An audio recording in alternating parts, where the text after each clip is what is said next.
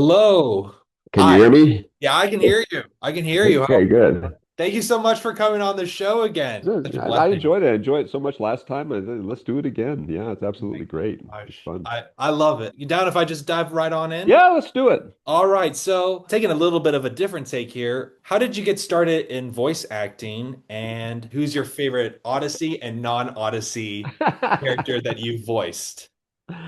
Oh, okay. I started out in this business like a lot of people as an actor. I Hmm. did that a lot when I was in high school. I did that a lot when I was in junior high, all the way down to grade school. And I really enjoyed acting, but I also enjoyed writing because, I've quickly kind of figured out that an actor is just a voice piece for a writer. Not that I'm trying to diminish what an actor does. An actor does a very important job in interpreting what the writer says, but I also wanted to write because I wanted to do my own material and whatnot. And then I did a lot of plays. I did a lot of musicals. And in Tucson, there was a movie studio, and so you got to, and a lot of television was shot out there. So I'd go out there and every once in a while appear as an extra in something. And then I started doing a lot of stuff, try to do it for a living. And you can't make a living, of course, as an actor anywhere except pretty much Los Angeles or New York. That's getting a little, that's changing somewhat because, especially for voice stuff, because you could do so many things remote now, just like we're doing. I mean, you could do so many Right. things remote. But I did some acting. I went out, there used to be a paper, I don't know if it's still out there in Los Angeles, called Dramalog. And Mm. Dramalog was a paper that showed you where all the auditions were. And it had little articles in it and whatnot. And it was mainly how do you find places to audition? What are they looking for? And so they have a little blurb as to what they're looking for in terms of cast. And so you find out fairly quickly in Los Angeles is sometimes you get lucky and you can just go and audition to get something, but most of the time that doesn't work. You got to know somebody who knows somebody who knows somebody. You have to have an agent. You have to do all this other stuff. And so I still wanted to perform. I still enjoy performing, and I do to this day. I still enjoy it. But just as a side note, one thing that's really fun about performing is that you go in, you do your thing, and then you leave, and you don't have to worry about anything else. So Right. nothing else is demanded of you. Nothing else. You don't have to cut anything. You don't have to worry about, oh, the script's too long. What are we going to do now? And now how am I going to do this? And when no, you just go in, you do your thing, and you're done. And sometimes that pays really, really well. I'll get into that in a minute. Right. But I still wanted to do performing and acting, but I pretty much had written off television. Pretty much had written off. I did a few things, after that, but I kind of written it off because I didn't want to go through the whole agent thing, and I didn't know anybody. I'm not going to be the type of person that everybody's going to go, oh, we got to have that guy. So I thought I would devote my energies elsewhere, and then I started working at Focus and started doing Odyssey. And I thought, well, this is a good opportunity, and as far as acting is concerned, because you need voice actors too. But then you come across people who have really good pipes. I mean, they have all the. I mean, when I go to church and I'll read stuff, scripture stuff, people go, wow, you got a great voice. You got this really great. And it's nothing compared to what I'm used to. Nothing compared to the people that I know. And if I do have a great voice, it's because I've spent 35 years, 40 years cultivating it. So I had the tools, but it wasn't something that popped out of the womb with. But there are other people who had really, I mean, just super great voices. And when you work with them, you just see how much you have to learn. But I thought, okay, here's a program that I created. I was instrumental in creating this program. I should get a part in it at least in my own program, right? No, Didn't work they. out for the longest time. It didn't work out. Not, no, Uh, no. Every time I tried to do something, I tried to get in there, tried to, no, we want to find somebody else. We'll do something else. I'm like, oh, come on, come on. But so basically, any voiceover stuff that I do is a testament to just sticking in there. The program lasts a long time, and I just stuck with it. And pretty soon, we're like in the studio. We need this character. We need somebody. I'm going to play it. right. So that's a lot of what I did is just I kind of stepped into roles that were smaller, so that we didn't have cast. We weren't going to cast somebody, bring somebody in brand new for 3 lines. So I just developed a lot of characters that did a lot of really smaller parts and all the early Odyssey stuff. And then we wanted some more families in the show. So we had the Barkley family, and then we also had some other families. And I said, well, let's give Robin Jacobs a family. Mm. And then, by the way, we also need an editor for the Odyssey Times. So let's do, we'll have Dale Jacobs be the editor of the Odyssey Times, and I'll play that role. And at that point, everybody went, all right, whatever. So, Oh, but then it was like nobody wrote for it except me. I wrote for the role. I wrote the part, and then I wrote myself into it. And then, later on, people, a little here and there, people would write a few lines here and there. mhm. But for the most part, it was not that way. But then, it was really nice because I got to know all these great actors that we use on Odyssey, Katie Lee and Will Ryan and a whole bunch of other folks. And Will and Katie especially were like, you need to come and do this. You need to come and do something with us. Okay. Will was especially like, we got to I need you to do some voices on stuff.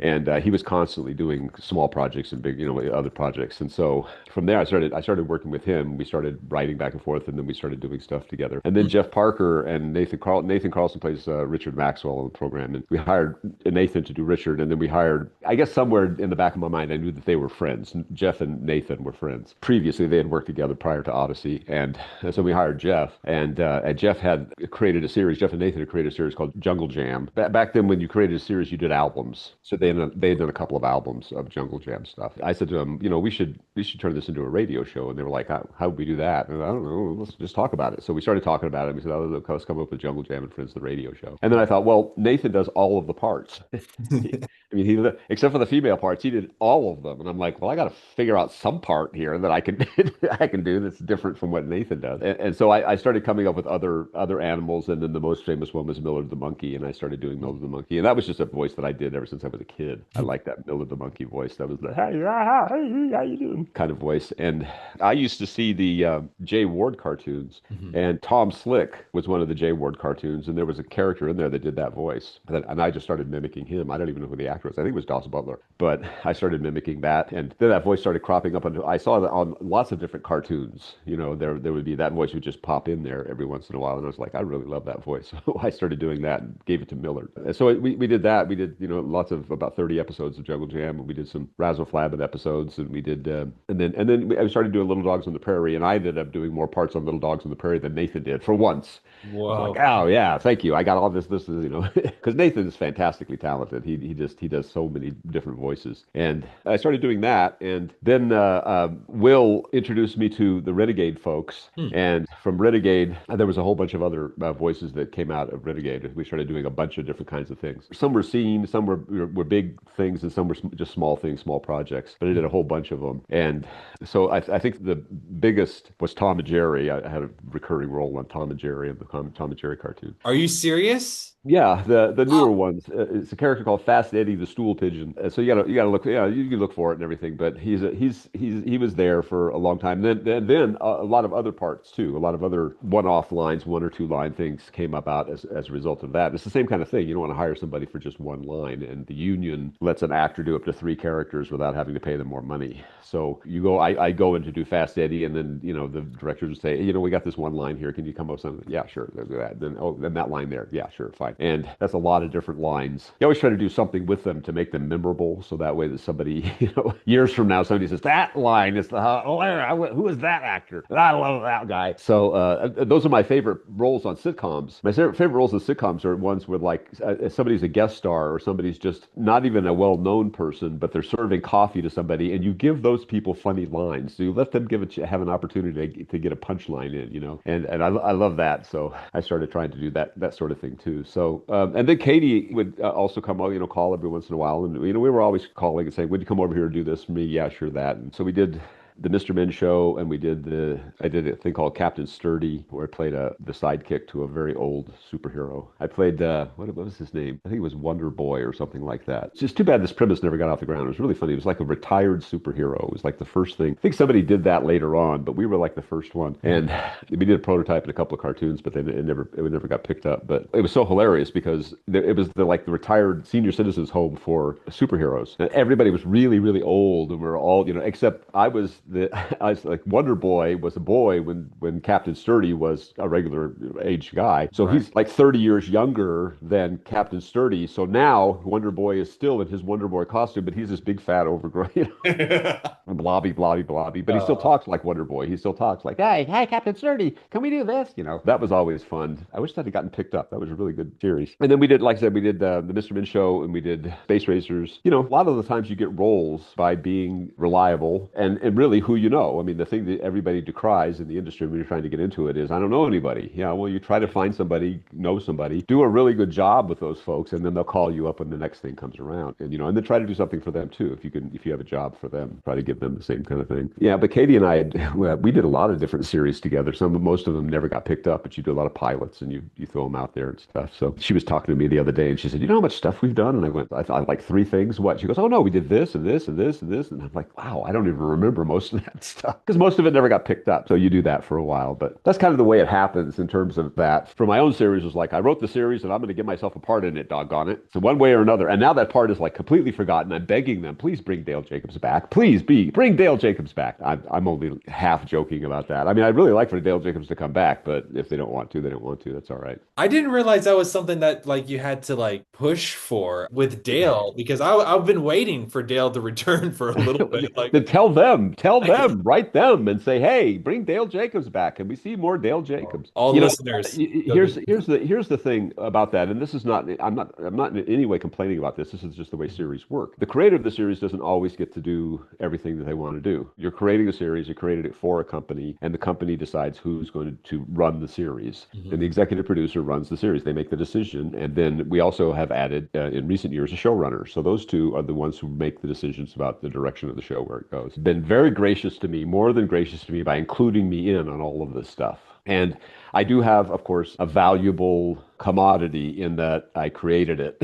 So Right. I kind of know it better than everybody else knows it. And so they ask me occasionally, is this right? Would this go, is this too far out of the blue and whatnot? But I've had to come to grips with the fact in recent years that I'm not going to be around all the time. And sooner or later, they're going to take the series and do what they want with it, including making it go in a completely different direction and or shutting it down. I mean, there's a variety of things that could happen. Everything has a lifespan. I'm not saying anything like that is going to happen. Yeah. Please don't write in and say, oh my goodness, they're going to close it down. No, nothing like that. We have a lot of plans to continue on into distant future, God willing. But the sad thing is, sad or happy, or the fact of life is that unless you're the executive producer, you don't get to make the decisions. Hmm. And so there's now other executive producers have come along, and they are the ones who decide what happens with characters and what happens with series and what we're going to do when we're going to bring people back, and if we're going to bring people back and whatnot. So that's kind of the way it goes. As far as my favorite characters, I think Dale is like me, so he would probably be my least favorite. Really? No, I'm kidding. If he's me, I mean, I don't like me very much, so why would that be? No, I like Dale. He's a fun character, especially when he gets to do stuff. When we have him do stuff other than just asking questions and like a reporter. There was an episode, I actually didn't write this episode. I think Paul McCusker wrote it, or it may have been. There were two of them. There were two episodes actually in recent years where Dale appeared, and I didn't write either of the episodes. I think Bob Hoos wrote one. It was a mystery. Was one called The Labyrinth? Was And then that? the Labyrinth was one that was supposed to be Jack Allen. It was supposed to be Jack and Mhm. Joanne. And Alan Young was just so old at that point, and so he couldn't do it. And so they said, well, who else? Well, let's bring Dale in, and that'll work. And so they did that. And then the other one was a mystery, and it had to do with when Dale was young, was a kid, and something happened, and it was an old friend of his or something. I don't remember it, but I like that. That was a good show. I really liked that show. And the other one was when we did the cruise. Dale appeared prominently in the cruise show too. So that's good. And as I'm constantly griping.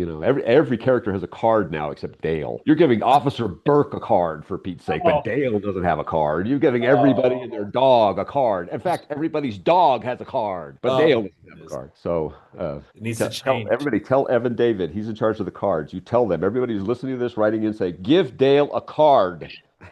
Anyway, so I like Dale. I like Dale. I like doing all the character voices. Any character voice I could do that comes along, that where you get a fun voice to do.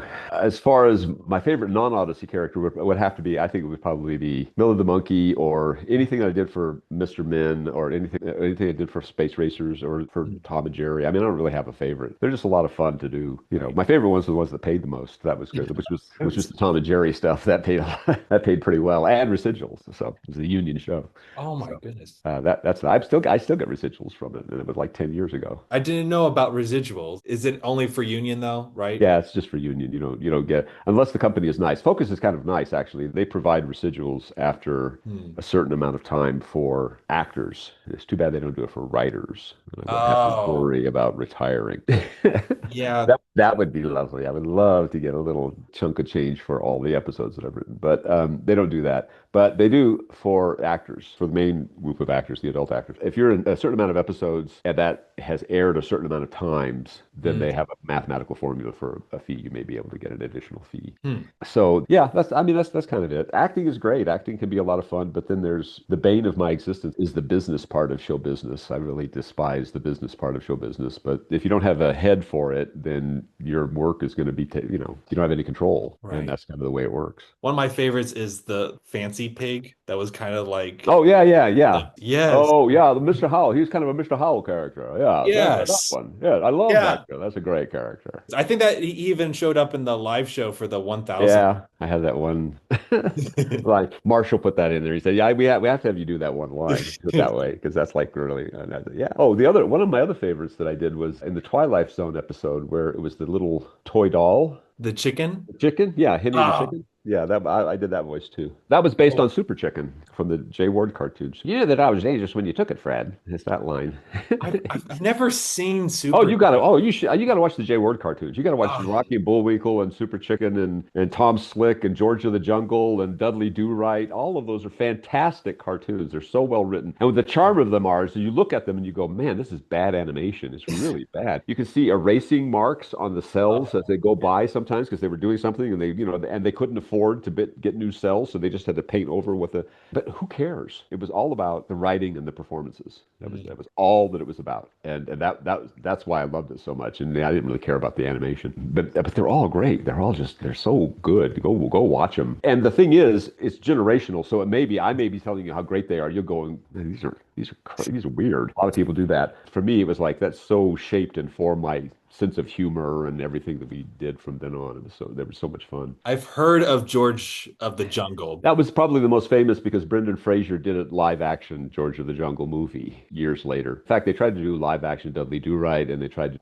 Peabody and Sherman was another one that they just did. Oh. And I knew it wasn't going to work because, first of all, it's like 3D animation and nobody cares. And secondly, Oh. the creators of the characters have died, so they couldn't use, those guys weren't part of it. And no matter how much you may think you understand the series and can revive it, if you don't have those guys, you don't have the initial guys who were there, if you don't have the people who were part of the creation of it, who Mm. at least consult on it, it's never going to work. You touched on this a little bit about having to get into the industry. You have to know somebody to know somebody to get inside. Did you go to like networking events or like it's No.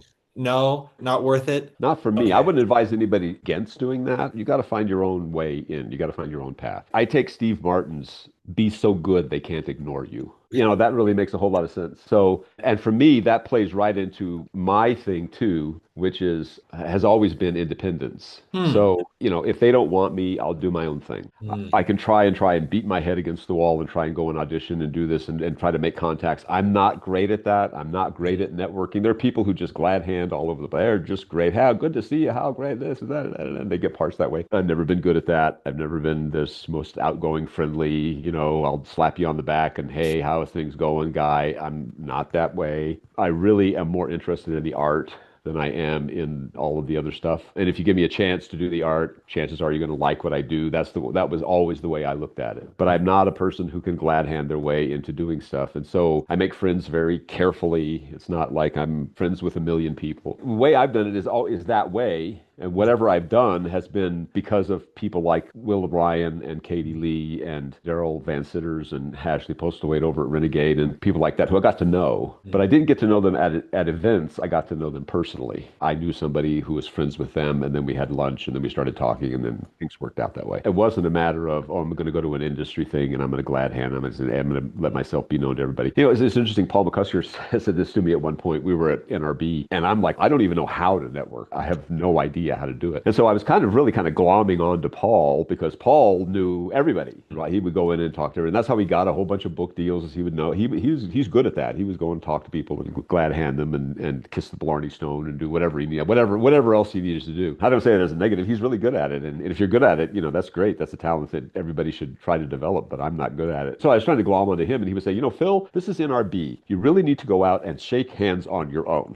Stop trying to shake the hand right after I've shaken it. And they said, you're absolutely right. It's very true. And that was, I don't remember, that was kind of a watershed moment for me because I was like, do I want to do that or do I not want to do that? And I tried the normal route, if there is a normal route. I have a good friend who is in the business, and he like work your way up into being something that you want to do, someplace you want to go, and something that you want to do. He went pretty far, but he's still doing below the line stuff. So there's a thing called the line, and the above the line stuff is being an actor or director, a producer, executive producer. Writers are above the line as far as costs are concerned. Their fees are paid, and then they get part of the movie. Below the line costs are all the tech people. So it's the gaffers, the grips, the best boy, all of those people, the craft services, makeup and prosthetics and things like that. Probably these days also the below the line costs are computer guys who do all the special effects. So he's one of those guys who he ingratiated himself with a lot of people and moved right up and was the best boy and key grip and stuff like that on a lot of different television shows. He worked for Carsey Warner for a while, doing Roseanne and doing a lot of the shows that they did. And he was, he knows a lot of people. He worked on Third Rock from the Sun. He knew a lot of different people, and that's what he does. He's really good at that. I've always been terrible at that. So I make friends with Will Ryan, and Will Ryan knows everybody. And so then I go in and meet Will Ryan, and then through there kind of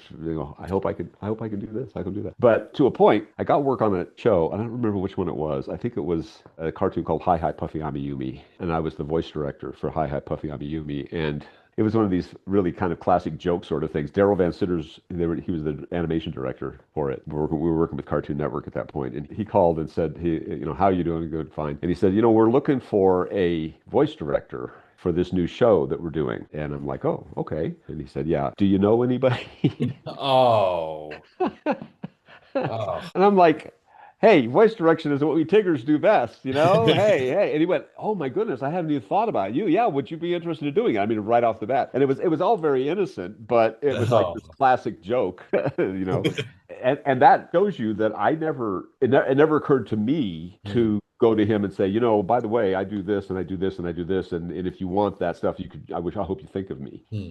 That just never occurred to me. It never dawned on me to do anything like that. He was a friend. And so we did that. We did it like for 2 or 3 seasons or something, and it was good. And I got a couple of other gigs off of that from them. But that's kind of the way it works. And if you're good at that, and if you're not good at that, you try to develop getting good at that. But for me, I said, I want to go in a different direction. And I felt compelled to go in a different direction. I didn't really feel like I was going to get very far going the normal route, trying to work your way up and being in a company and ingratiating yourself. Because again, I'm not a business guy and I'm not a company guy. Okay. The last company I worked for was Focus on the Family, and I stopped working for them in 1990 or 1991. So my entire career beyond that point, some last 30 years or so, 35 years or whatever, has all been independent contracting, freelance stuff. That's kind of the way it works. I know about me, I don't function well in a company, in a corporate environment. I don't speak corporatese really well. I don't really know how to get ahead in a corporate situation. So I thought, well, I'll be a corporation of one.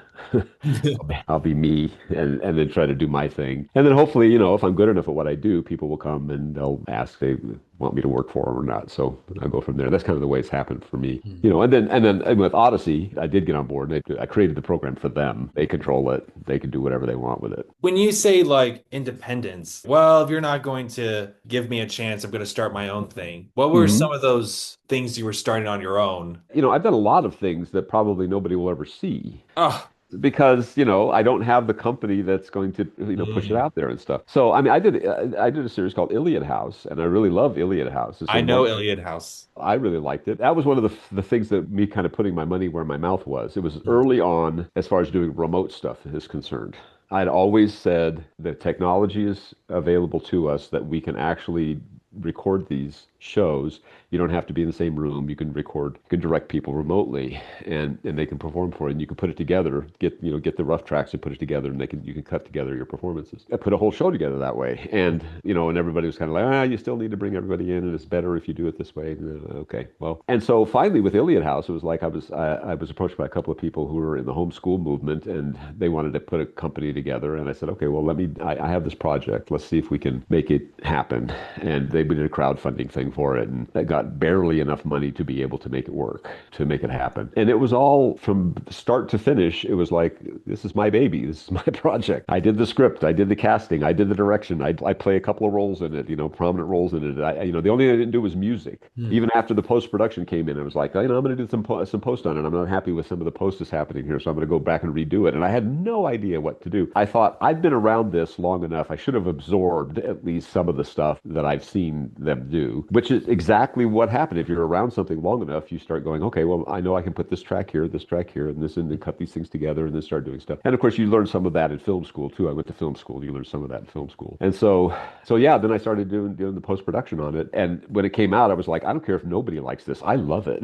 Because I can look at one thing back on my, when I'm getting ready to kick off this, shuffle off this mortal coil, I go back and say, that thing right there, I did that. That was my thing. I did that from start to finish. And I like it. I actually think it's a lot of fun. And I don't make any bones about it being great from a production standpoint, but I was satisfied with it. I liked it. I liked what I did. I learned a lot. You learn a lot when you do stuff, but it was one of the most fun things I had done in a long time, just because I was doing different things and I was handling it all. And it was like, oh, okay, here we go. We're going to go. Woo! One of the things that I learned really quickly is the production engineers that I used to get so annoyed at because they were taking so much time to get things done. Why don't you guys just do this? I realized, oh, this is why. I see. Now it's just like when you're dealing with multi-track stuff, okay, it just takes a little while longer. You got to have more. And that was another reason why I did it, because I wanted to be able to have the experience, so that way when I talk to those guys in the future, I was at least that more knowledgeable than I was before, and I could actually converse with them intelligently about it, instead of going, why don't you just do this? And they go, you don't understand. No, that's just an excuse. Stop it. Do what I say, which they never did. Do you ever plan on making Iliad House into like a book series at all, ever? Or I thought about doing a book. I mean, I don't know if I could do books, I suppose. I hadn't really thought about it. Iliad House was my master's project, my master's thesis, my MFA thesis. oh, So that was the script that I wrote. It was a theatrical feature film at first. And then they didn't just accept a script at that point for a master's thesis. You had to actually do the research behind it, and you had to do all of the other stuff. So because Iliad House is about time travel, I did an accompanying thesis on time travel and the problems of time travel when you're depicting it in fiction, because there's always huge problems with time travel. And one of the big problems, of course, with time travel is that everybody's really excited about time travel, but once you do the time traveling, everybody forgets about time travel. Now you're just these people who are in someplace in time. And I said, I want to avoid some of these pitfalls, because there's all sorts of real big problems. When you start researching time travel, you realize there's all sorts of big, huge problems that are really hard to overcome. And they usually just go unexplained. The best example of that is in The Terminator, the movie The Terminator, where Reese goes back in time and the machine goes back in time. The Terminator goes back in time. The Terminator goes back in time to try to kill Sarah Connor. Because Sarah Connor is going to be the mother of the guy who brings down all the machines, right? And Reese goes back to protect Sarah Connor from the Terminator, okay? But as it turns out, Reese is the one who impregnates Sarah Connor. And at the end of the film, Sarah Connor is pregnant with the guy who's going to save us from the machines. John is his name. And she's decided that she has to get out of Dodge. So she gets out of Los Angeles. She's going to Mexico to go into hiding so that she can give birth. Some of this stuff is very spiritual. It has like very spiritual overtones. But at any rate, she's going out and she's recording for John. She's recording all of the stuff that has happened to her. So how she escaped the Terminator, blah, blah, blah. And then one of the things that she says at the end, she's getting gasoline, and she stops at a little gas station, and she goes, do I tell you about your father? That's a tough one. If I tell you, then you may not send him back to save me, but if you don't send him back to save me, how can you be born? So there's a time travel conundrum. Okay, if you don't send him back, you can't be born. So do I tell you or do I not tell you? And so she's going back and forth with it, and she has this little dialogue piece, and then finally she says, a person could go crazy thinking about this. She actually says that line: a person could go crazy thinking about this, and then she goes on to something else. And James Cameron was smart enough in the script to say, yeah, we need that as an audience. We just need to say, instead of thinking about this, yeah, she's right. Just don't think about it. You'll go crazy if you start thinking about it. For me, this is the same thing as trying to figure out the Odyssey timeline. It doesn't make any sense. Don't try to figure it out. It's not going to make sense to you. Don't. But you still get these little people who go, I can figure it out. I'll figure it out. No, you won't. You just drive yourself crazy. It's not going to make any sense. It never will. So don't. It's not what the show's about. The timeline is not what the show's about. At any rate, that's the kind of thing you have to deal with in time travel. There's always these conundrums of, if I do this, how about this? And, if that doesn't happen, how does this happen? And so you have to do a lot of research on it. I had to do a lot of research on different scientific theories of time travel and whatnot. And I said, the thing I'm going to try to do to bypass all of this is make time travel a character in the show. It's not just a one-off thing. It's not just a device to get people back in time. Time travel plays an intricate role in everything that happens. And so, I don't want to give anything away, but time travel actually becomes part of what they have to go through over and over again in order to be able to make what happens happen. And so I thought, well, that should help at least if I'm, there's always going to be somebody come along and point out the flaw, but hopefully that answers most of the objections to time travel. That answers it right there. What I just did answers it. But we'll see. That was part of my master's thesis. So I wrote that and put it up, and it's published somewhere. I don't know where it is. I have a copy of it. I think it's in the Cal State Los Angeles Master's Library. But that's where that series came from. That series started out as a feature film. But I'll go back even further than that. It actually started out as a series because I proposed it like 20 years earlier to a friend of mine. Wouldn't it be great if there was this train and it ended up being a time machine? And my friend, oh, that'd be really fantastic. And so we started talking about it, and it never went anywhere. And so then I thought, well, I'll use that for a feature script for my MFA thesis. And then after that, I went, well, I don't really want this to just sit somewhere. I really would like to do something with it. And so then I turned it back into a 6-part series. I'd like to do more. I have another one. I keep saying it's in the works. It is in the works in my brain, but I have another one that I want to do. Problem is that some of the people, I actually have two. Actually have two different series, but the people that I used it for the main roles are a lot older now. So I don't know if I'm going to. They were actually adults when they did it, so they sounded like teenagers, and I think they still do. One of them is a filmmaker. He actually has a feature film that's going to be released on the 31st of May. It's a limited run. It's a documentary about the American Revolution, and he directed it, and his company produced it. So, and I'm, good for him. I mean, he's worked really hard to get a film company off the ground. So, at any rate, hopefully we'll do more Iliad House in the future. We'll see. I do wonder for people who are trying to, let's say, people are closing the doors on them and they're wanting to start their own thing. Do Right. you recommend somebody legally starting a company and like creating projects in order to legitimize, or no? I think the company, I can't really say with confidence which should come first. Mm, Once again, I'm so much more interested in the art than I am the business. And so I have been in my life, and I don't say this in a bragging way. I mean, this is God's provision has helped me with this, but I have been so much more interested in the art than the business that I've been willing to lose money mm. on projects that I work on. So that just gives you a sense of that I have no business sense. So there are lots of different ways of doing that, Mhm. but I think what you should do is get established as an artist before you decide Mhm. that you're going to form a company.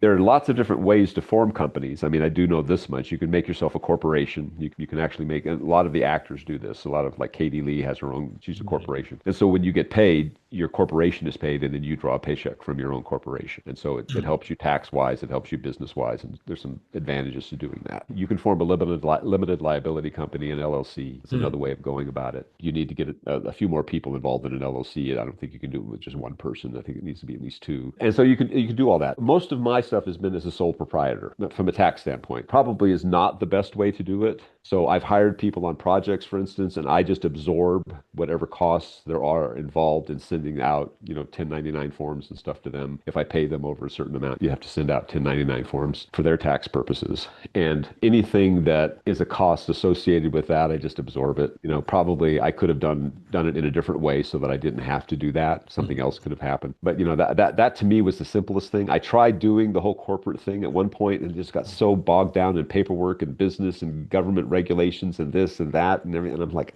can I just go back to being a sole proprietor? That's just me. I'm just working for me. That's all. And so I got rid of everything. I just said, I'm closing it all down. I don't even want to deal with it. I don't want to have to deal with all the regulations and the paperwork and everything else. And I'm just going back to being a sole proprietor. So like I said, I'm not really the person to talk to about that. Right. I don't really have great advice for anybody differently because for me, it's just all about the work. It's all about the art and the creating and the performing. It's not about the business. I know the business is important. I'm not trying to put people down who do the business, Mhm. but it's just not something that my brain wraps around very well. I don't get it. And that's why I've never really been in charge, and probably why it's been to my detriment that I've never really been in charge. I've never, even stuff that I create, I end up not owning. Hmm. So that's probably a poor business decision on my part. And then, you get things like Iliad House. So I look at Iliad House, and I've had several offers over the years from people who are trying to start up like a streaming service with a bunch of audio stuff. And they Mhm. contact me about Iliad House. And we think Iliad House is a good fit. We'd like to do Iliad House. And I'll go, okay, all right. And then I just kind of let it go. I don't do anything with it. And I'm like, okay, I don't know why I'm not doing anything with this because nobody's hearing Iliad House now.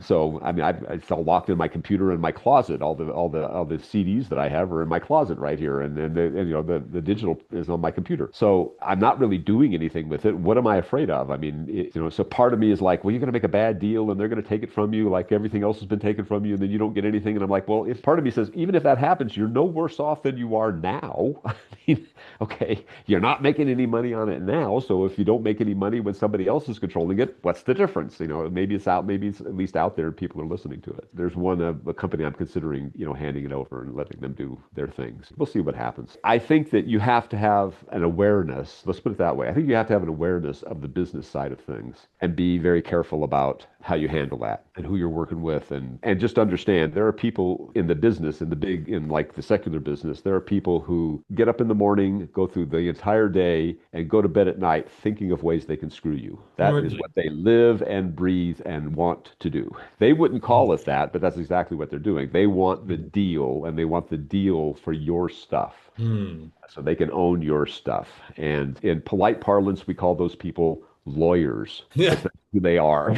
That's who most of them are. So that's just kind of the way it is as far as the business. There are people who create, and then there are people who do the business side of show business. And the people who do the business side of show business really want to create. They want to do it so badly. And Hmm. so they figure if they can own something, then they can be a part of the creation of it. But sure, I guess they can, if they want to. Most businesses virtually all of them make the mistake of thinking that a series success is the property itself and not the people behind it. Hmm. The success of a series is all they're seeing is the property. Can we own that property? Okay, and then we'll get trained monkeys to come in and write it. Who Right.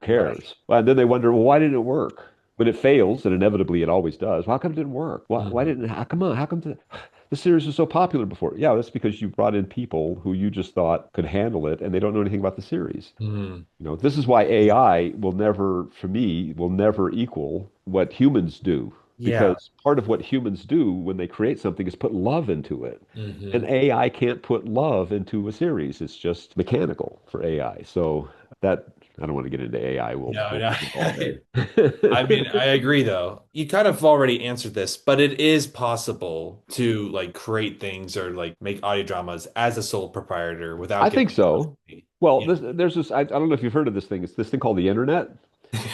Yeah, well, I See, set myself up for that one. I look at what goes on these days with the internet specifically, and I thought if we had this when I was a kid, oh my gosh, when I was young, we made Super 8 films. I don't even know if you Mhm. know what Super 8 films are. You have a little camera. I don't even know if you know what film is. No, I know what film is. Okay. I know. So film in motion picture film comes in different gauges, and the smallest gauge is Super 8. It's 8 millimeters. Then 16 millimeter, 35 millimeter, and then 70 millimeter. So 70 millimeter is what what you used to see on the big screen, huge picture projected.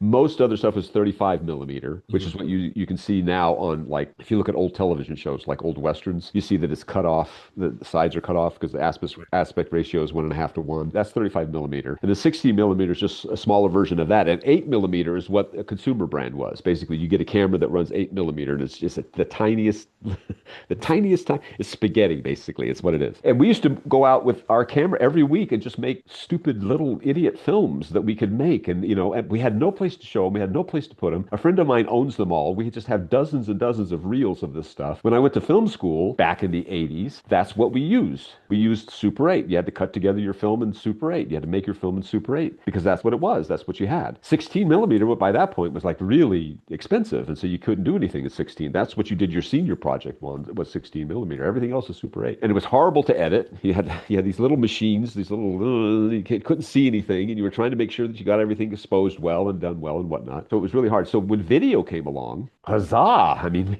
we could do great things. The image wasn't great, but at least you didn't have to worry about editing this piece of spaghetti. You could actually edit it on an edit bay. And then the image quality got better and better and better as it went along. All that stuff seemed to happen so fast now that I look back on it. It just seemed so quick. Is the image quality of video? Video was around when I was a teenager, but it was reel to reel video. It was you actually put it on a machine, like in a reel. It didn't come in cassettes or anything like that. And then the image of VHS cassettes just didn't hold up, and whatnot. But then the image now we've got digital image, but that still doesn't. But then it just exponentially improved. I mean, like really rapidly once we got smartphones and stuff like that.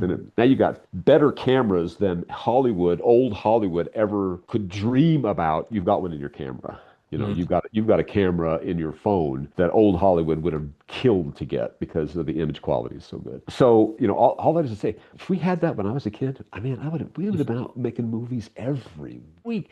And so these young kids come out and they're like, I just don't know how to make this stuff. And go out and make movies. You've got a whole movie studio right in your hand here. Go and make some films. And, if you don't want to do films, you got a recording studio in your hand. You got Twisted Wave on here. Go and do it. Do it, man. I mean, why? What's keeping you from doing it? I'm an old man now, and I still want to do this stuff. So, young people, good grief, you have it all. It's right there in the palm of your hand. And not only that, you have the ability to distribute it. You can produce everything. You can get it all done. Produce everything. Produce your product, and overnight you can put it up on the internet for the world to see. Okay? I mean, we would have. What we would have given to do that, to be able to do that back in the day, okay? But Jerry Seinfeld, when he decided to do his second series, Comedians in Cars Getting Coffee, which is a very fun series, it was just like an interview series. There's a lot of comedians talking, and it's hilarious. But they asked him about it. Are you going to go back on network television? This is a new series. You're going to put it on network television. He goes, why would I want to limit myself? Why would I want to do that? And they said, what do you mean? He goes, we're going to go live tomorrow on the internet, and we're going to be seen worldwide.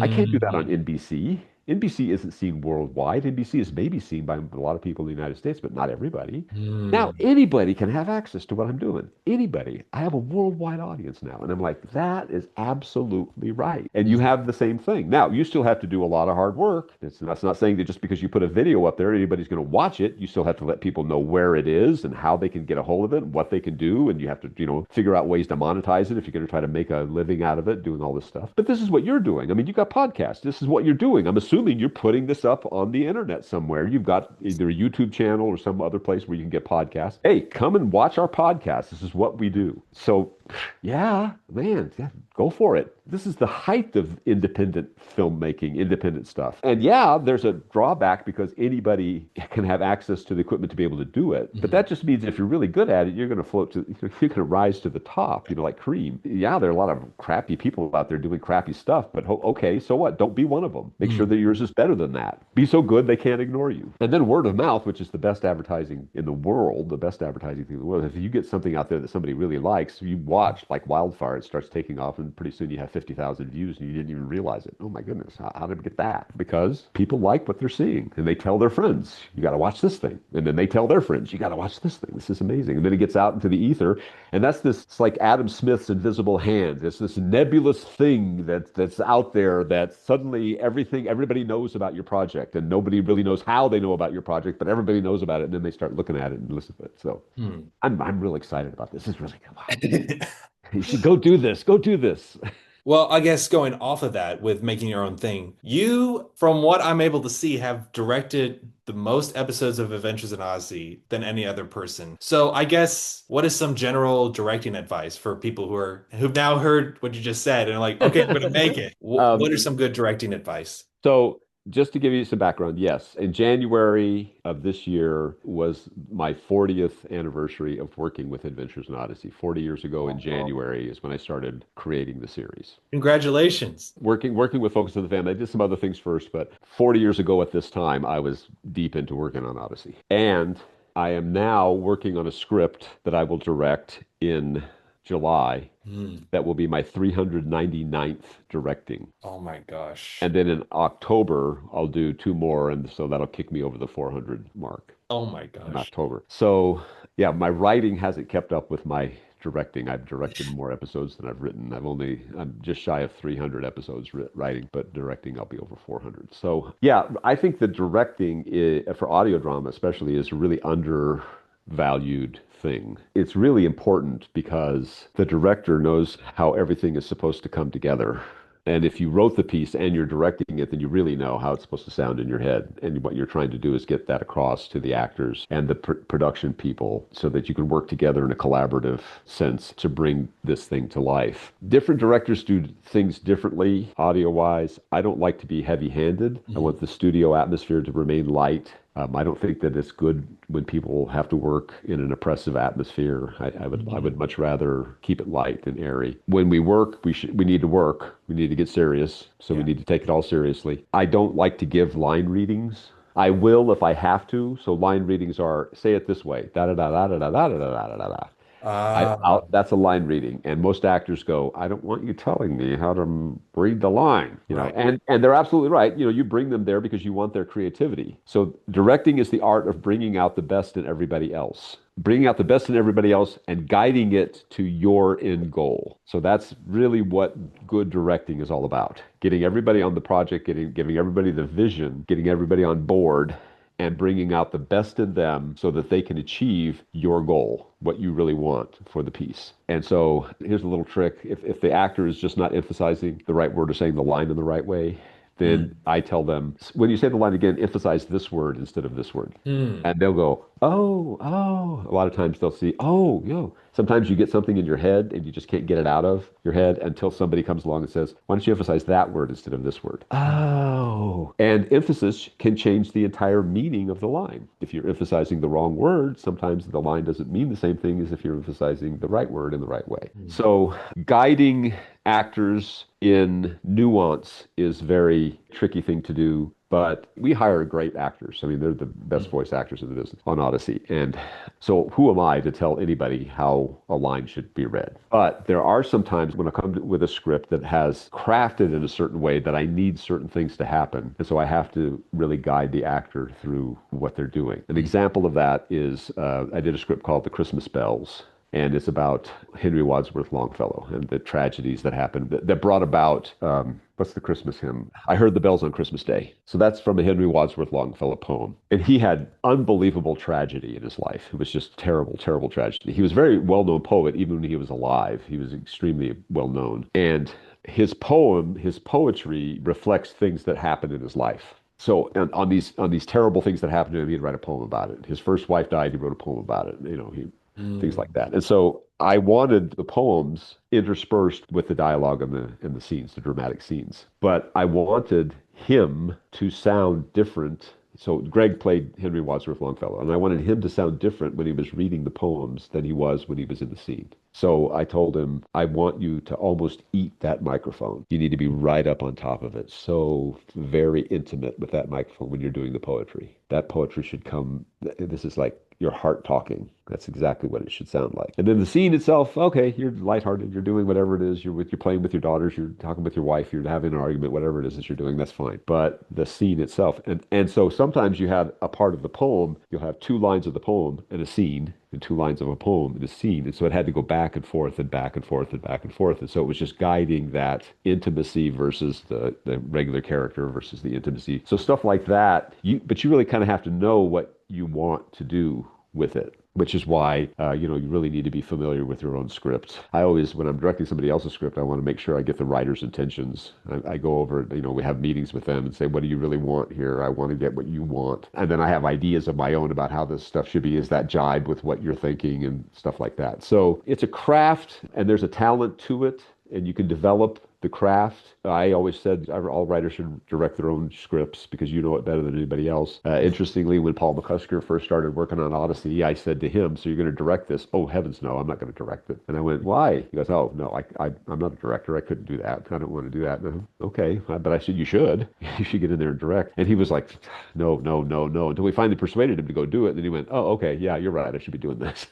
Okay, from now on, you should. Because it's not always going to be as the writer, if you're not directing it, the director is in control and he could do something different that you don't want. And so you should direct your own scripts as much as possible. And I think that's the way to go. Because if you're like me, I'm hearing the voices in my head when I'm writing it. I know what I want. I know what I have in mind. I know why this is playing out the way it is. And quite frankly, that's something that happens in the notes process for the script. I'll get notes back saying, I'm not sure about this line and how this thing works and I said, this is a directing thing. I guarantee you this is a character and a directing thing. When we get into the studio and we have them do it, you'll see what I'm going with. So you kind of have to trust me on this little part here. And that's just developing a reputation of, okay, well, we'll wait and we'll see what happens. We can always change it in the studio if we don't like it. But you've done enough of these by now, we should trust you. Yeah, that would be my biggest thing. Go out and direct your own stuff, even if you don't know what you're doing. I mean, really, honestly, even if you think I don't know anything about anything, so what? Try it. Doesn't work, you can always do it again. Or if you're doing another one, there's always a new one coming along. So do another one, do another one, do another one. You can't get good at anything unless you do it a lot. And again, because of the internet and because you have all this equipment available to you, all you young people out there, you have the ability to do it. And so there's no reason why you shouldn't be doing it a lot. Do it a lot. This might be a silly question, but you mentioned there were times when you would write for Dale Jacobs and you would perform him. Were Yeah. there ever times you had to direct yourself? And if Oh, so, when I'm directing, when I'm performing, I always direct myself. When I cast myself in parts, when I cast myself in a show, because there'll be a lot of shows like the BTV shows, things like that. I mean, the variety type shows, they're just a lot of characters. We're not going to bring people in to do one or two lines, and I'll take the part. And then there'll be shows, and I've had some of the people in Odyssey, when Dale has been prominent. So the last prominent thing that Dale did was a show called The Jacobs Report about Robert Smalls. Okay, it was an episode about this escaped slave, and it was I really enjoyed it. It was a really fascinating story. But it was Dale Jacobs interviewing him. And so they were like, well, who do you want to direct this? And I said, well, I'm going to direct it, of course. But you're going to be in it. I know. Trust me on this. I've been around the block a few times. I know how to direct myself. I know when I'm doing the right thing, when I'm not doing the right thing. I know it. It's okay. Don't worry about it. So yes, you do have to listen with different ears when you're directing yourself, because you have to be aware of the overall project and how your performance is fitting in or not fitting into that. And nobody is harder on themselves than I am on me as an actor. I'll let other actors get away with stuff in the studio that I'm going to look at myself and go, you idiot, don't do that again.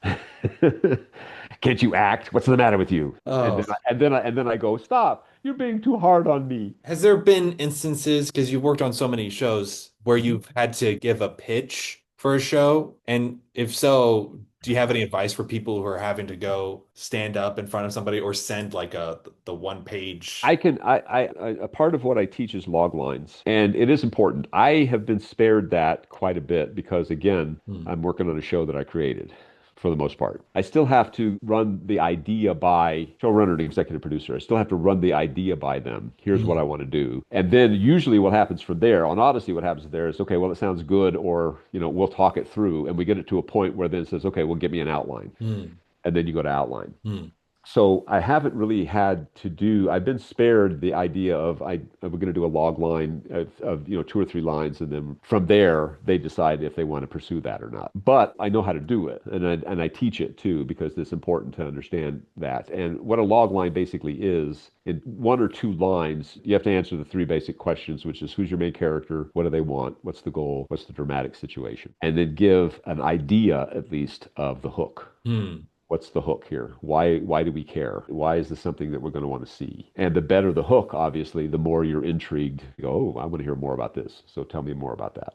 So that's really what it is. That's really important as far as what it is. It's very difficult to do properly. We used to have this thing called the TV Guide. I don't know if you know what the TV Guide is. I do. TV Guide is a magazine, is a little magazine, and it had all of the television shows for all the networks, and then a local one too. So every town has this local television station, and then the TV Guide will print up a local guide too for the week. So you look on Monday, and you see all the television shows for Monday from this time to this time, and they all have a log line. They tell you the little blurb telling you Captain Kirk visits a planet with Mr. Spock who's lost his brain.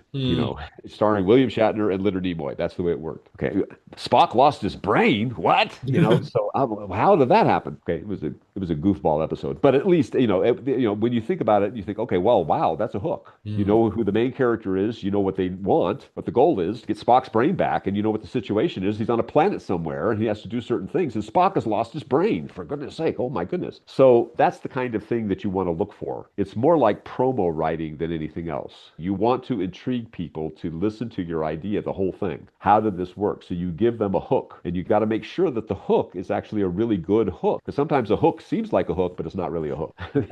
It can actually come across goofy or stupid, unintentionally funny, unintentionally serious, however that is. So you have to be really careful about it. And so I think you should audition your log lines before you actually present your log lines, just the same way as you would, get Mm. feedback on a script. Because if if it's just falling flat, who cares? And they're going to hear a million of them. You're going to hear thousands of them in a day. So it better be one that stands out. You better have a good hook for it. And that's just your creativity. I say I know how to teach it. I don't say I was really good at it when I have written them, but I can look at somebody else's and improve it. Because most of the time, what happens is there's one writer that I know really, really well who shall remain nameless because I don't want to embarrass him. But he used to hand in log lines to us, something to the effect of Whit and Connie go on a treasure hunt, mystery treasure hunt, to find a mysterious object. And through a massive complications, this thing happens to them. You go, okay, well, what are those massive complications? What are you talking about? What do you mean? Ugh. You got to give me more than that. You can't just say through a series of misadventures they wind up blah blah blah blah blah. Well, no, no, no, no, no. That's a bad log line because it doesn't tell you what the hook is. It doesn't tell you how they're going to get there. There are a lot of places that you can go to get what I'm talking about. You can see them online. You can go in and like all the Disney, for instance, all the Disney or Pixar films. There are places that will do a log line. You have to guess what the film is. A group of toys. Oh, it's Toy Story. That's the first thing. That's the first. Yeah.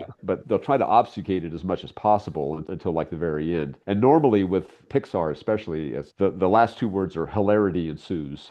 That's what they always do. Da da da da da da da da. Hilarity ensues. Okay, that doesn't help me out, but you can at least get an idea of what the story is from that log line. So a good exercise then would be take a film that you know really well and write a log line for it. Hmm. What would be the hook? Because that's a good exercise for you to try to figure out from just watching the film what the hook is here. So in Monsters Incorporated, what's the hook? The hook is that the monsters are scared of the kids.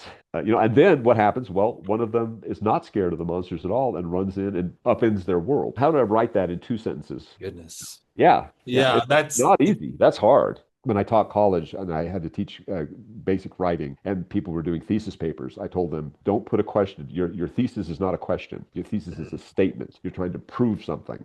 Okay. Don't end your pitch with, will they do it or won't they? Hmm. No, no, no, no, no, no, no, no. Yeah. Leave us with the hook. The only way you're going to find out, read this book. That is helpful. That called me out on I'm changing all my blurbs now. I'm like, I'm so painfully cliche, I realize now. Oh Well, man. again, this is like anything else. You got to do a lot of it. And this is why there are specialists. There used to be, publishing has changed a lot, but there used to be specialists at every publishing company that just wrote back cover copy. That's Really? all they did. They were hired to peruse the book, get through, get the main thrust of it. Here's what it is. Give us a great back cover. Hmm. Especially like pulp books, not necessarily pulp fiction, but popular fiction that are in airports. The things that like Ken Follett would write. Because what are you doing? You're trying to get them to read it while they're on the airplane. My Right. father-in-law, captain of industry, used to fly all over the place. He had a gazillion airline miles that he could travel anywhere because he would fly all over the place. And what he would do, go to the airport, go in time, go to the bookstore, peruse, this one looks good, and read it while he's on the plane traveling across country. And then he's done. There and back, he's done. And then he'd give all these to my wife. We had boxes and boxes of these books because he traveled so much. And she would read them all. And I'm like, well, what are we going to do with these things? I mean, I'm not going to read them. Are you going to, so then we'd have to give them to the local bookstore or something. But they were all the paperbacks. There's all these paperback books, and they're intriguing books. That was how he first came across Tom Clancy's book, the Red October book, Hunt for Red October, which was a massive bestseller. But that started out basically as a paperback at airport. Hmm. And then it ends up being this great movie with a great cast and great, very intriguing because Tom Clancy wrote really well. But the whole idea was this thing, if we were to have told you that a super powerful, more outclassed every other submarine on the face of the earth Soviet submarine, the commander was defecting and taking the submarine to the United States. That's what the story is. I mean, that's the story right there. During Hmm. the Cold War, and this never happened. This Mm. never happened. Oh man, I want to read that. What's the story that supposedly never happened that was instrumental in helping bring down the Soviet Union? Mm. Because supposedly this never happened, but it may be something that was instrumental because all of a sudden we got their most powerful weapon. That's a great premise. Okay, so that's what you want to do with your book. That's what you want to do. You want to lead them up to the brink of telling them what the story is without telling them what the story is and hook it. I'm trying to get a podcast of my own off the ground. And I'm working with some folks. In fact, Monday I have a meeting with them to try to figure out some of this stuff out and how I want to do it, what I want to do. And this is part of what I want to do in that. The podcast is called Story is Everything, and it's all about story and why story is important and why everybody should know what story is all about. And I'm really trying to blend the ideas of what we see in stories to the real world. We Mm. need to start looking at our world and the world around us as story. We're living in a story, and we don't think about it as a story, but if we did, things would be a lot better. I think it would go a lot better for us. It would be a lot more helpful for us in many ways. But to do that, you have to know what a story is. You have to know what the elements of the story are. Mm. And so we have to deal with things like that. But then also what you just did.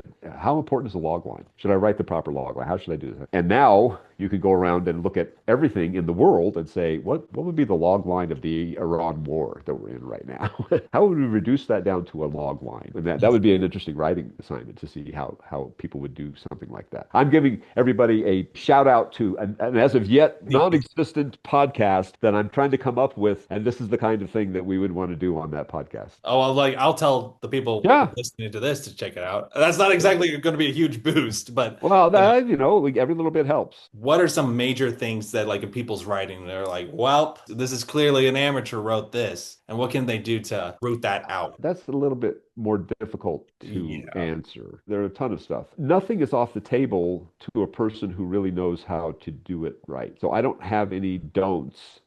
Don't do this because that pegs you as an amateur. There are Hmm. a lot of really great writers who can take things that somebody else would say, if you're an amateur, don't do that. That pegs you as an amateur. But there are a lot of really great writers who could take that thing and actually work it really, really well because they know what they're doing. They know how to make that work. So the main thing that comes to mind is things like structure, characters being off model. If you're writing for something that already exists, so let's say you're trying to pitch a script to something that already exists, make sure you know the characters really, really well. Because you can write something and go, okay, this character who's always been a really good guy suddenly robs a bank. Wouldn't that be an interesting show? That's what an amateur would do. And then the people who create the show go, but no, that's not, our character would never do that. Hmm. Why would our character rob a bank? Okay, well, that's an interesting premise. There better be a really, really good reason why your character would do the things that they're doing that they normally wouldn't do. You have to explain it really well. So, stopping the story for major exposition points, for a lot of backstory, that would be something, especially if it's really clunky. No, you work exposition into the normal dialogue. You give it power. You don't make it stop the story. Make sure that your plot is solid. Sometimes people won't recognize they have a big plot hole. There's a Right. big hole in the plot here, and you didn't see it. And you did something here in the setup that later on you completely contradict. And why did you do that? It's not that you can't have that, but why? There better be a really good reason for why. If I were going to say that there's a mark of an amateur is things aren't motivated. Characters do things without motivation. And that just tells me that what's going on here is what the writer wants to happen and not what the story needs to happen. A story should take on a life of its own. And Hmm. when I see something happen all of a sudden that I go, wait a minute, why did that happen? Because the writer wanted it to happen. That's why.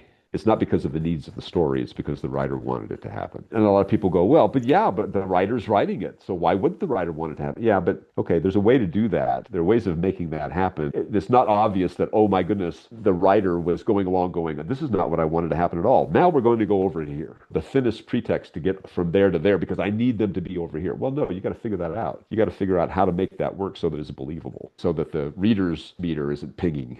I'm not buying that, not buying it at all, not happening, not buying it, not buying it. If you get that, if that's what happens, if a reader comes across that and they go, nah, come on, I'm not buying that at all, then all of a sudden they're out of the story. And it's really hard to get them to come back because then they're just looking at the story going, yeah, this isn't working at all. I'm not going to buy this. I was recently working with the writer just this past week and the same kind of thing. It was a book that she's working on and she asked me to help her do some critique and evaluate it. And I'm going through, she handed me 4 chapters, her first 4 chapters. And so we were having lunch and I was reading through it very quickly and writing lots of, no, this, no, this, and a lot of things where this section here, I'm just not buying it. Why is this going on? I'm just not buying it. And, she got upset.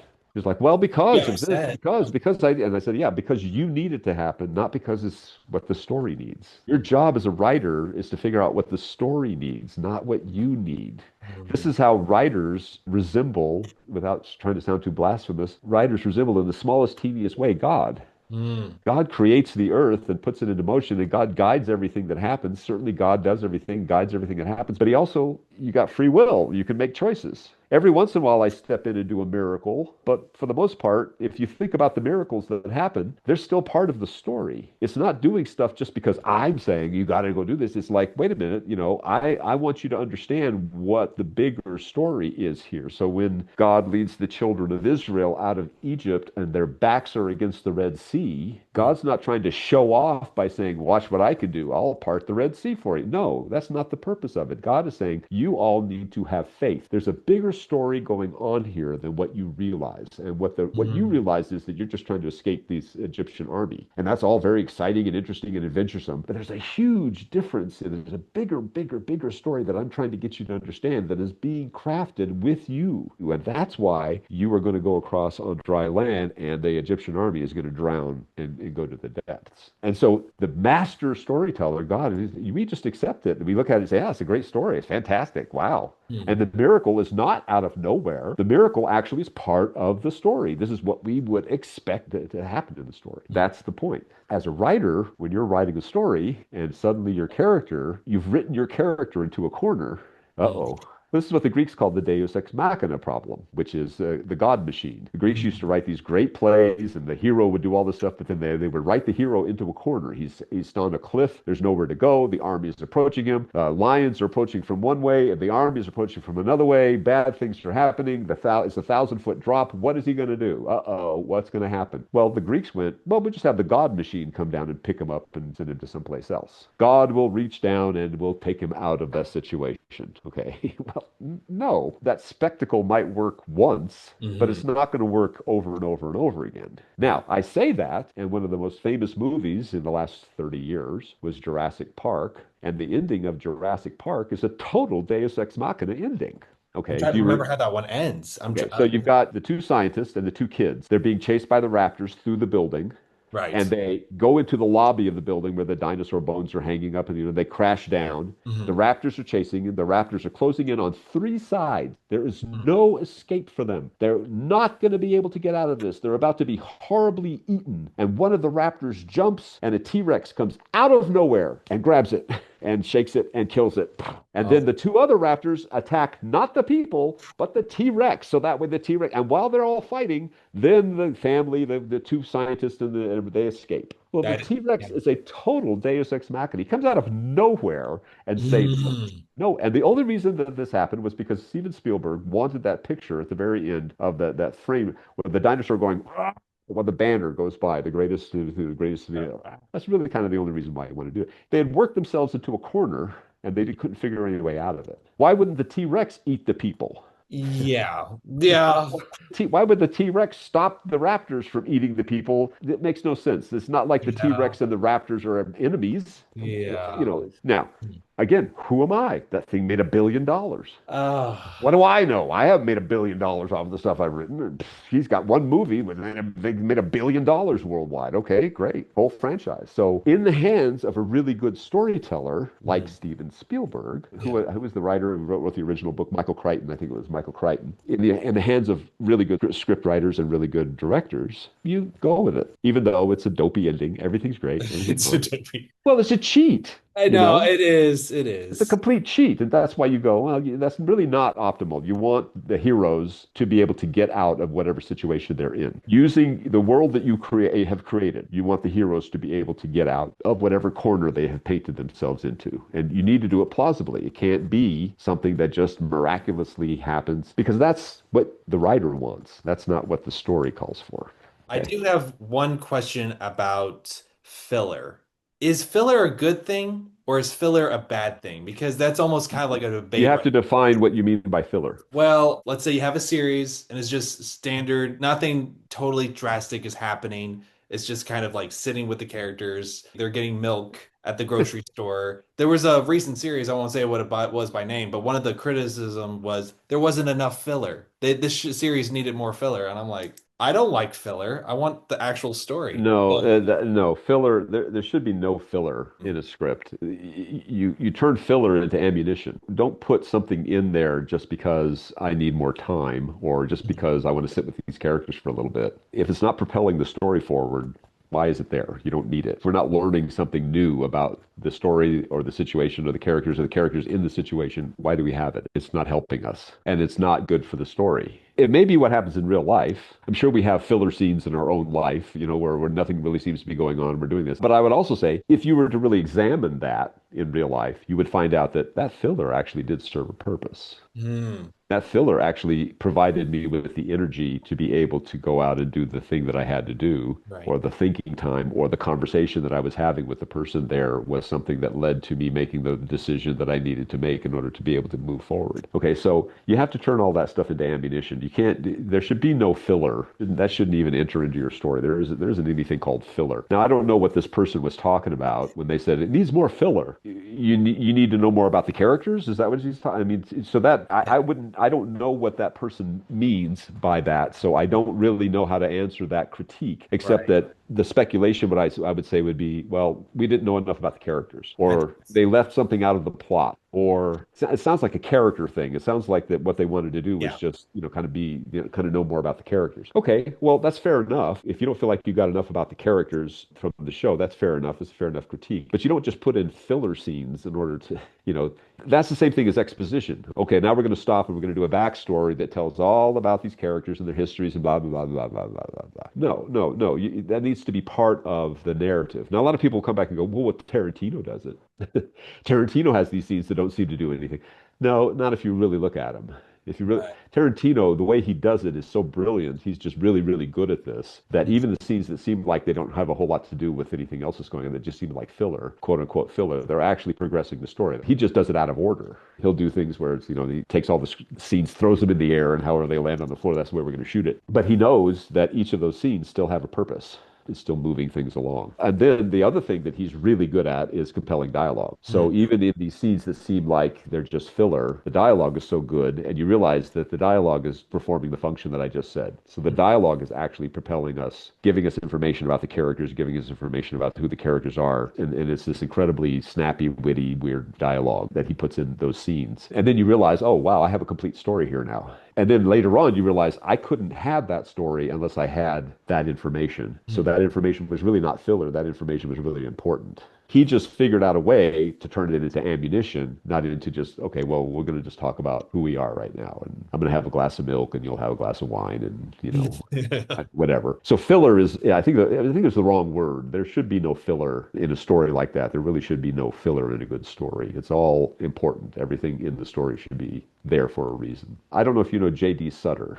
Do you know JD? Not He by he name. he runs a thing called Audio Theater Central. JD asked a similar question. But yesterday we were talking about this stuff, and the way he framed the question though was it was about character, and I was talking about things happening with the characters, and he said, "Well, couldn't you have a scene where it doesn't really pertain to the plot, but it really develops the characters?" And it sounds similar to what you were just saying with the filler thing, which is the idea of, they're just sitting there and we're just getting an idea of what they are and who the characters are. And I'm like, if it doesn't propel the plot, why do you have it in there? Figure out a way to put that into action. Figure out a way to put that as part of the narrative, because otherwise, why have it in there? It's stopping your plot to do what? Nothing. And then I said, now, if you're going to do that, again, as an audience, we've been conditioned to see that if you do that, we better see that pay off later on. All that stuff that we're getting to know the characters with, we're getting to know all this, oh, they're just talking, they're just doing it, doesn't really pertain to the plot. It better later on, because otherwise we're doing, why did we waste our time with that? And you don't want to tick off your audience. I'll give you another example. Just recently, there was another big project that a bunch of us were involved in. A guy had written a series, I think 7-episode series, and he just wanted to hear what it sounded like. So he got a bunch of us together. We did a Zoom thing. It was about a month ago, and he's coming back and he wants more feedback. He did a similar thing to that. He did a thing where at one point you're going along with the narrative and the script, everything stops and it becomes a public service announcement for this topic that he was dealing with. He had the characters saying it, but all it was a public service announcement. anorexia nervosa is bad. I don't remember what the actual thing was, but it was like, okay, you know, it was like suicide prevention or something like that. But at any rate, it was like, boom. He thought he got around it because he had the main character asking like Chat GPT and AI to give him feedback on this topic because he didn't really know anything about it. And so now we have this Chat GPT voice Oh no. computerized. This went on for like a good 20 minutes, 25 minutes of the episode. Oh my gosh, this is no, you can't. No, save this stuff for if you're having problems with suicide prevention, you know, contact this number. Do it there. Yeah. Don't do it in the episode. No, good grief. Don't do Yeah. that. You can say suicide bad, or you can say this thing bad in the episode without having to stop and give a public service announcement about why this thing is bad. So that's just another example. That's how stuff like that hurts story. It makes the story not what people want to read. Phil, thank you so much for coming on to the show You're yet very welcome. again. Really, honestly, I really enjoy it. So let's do this again. I'm game for it always.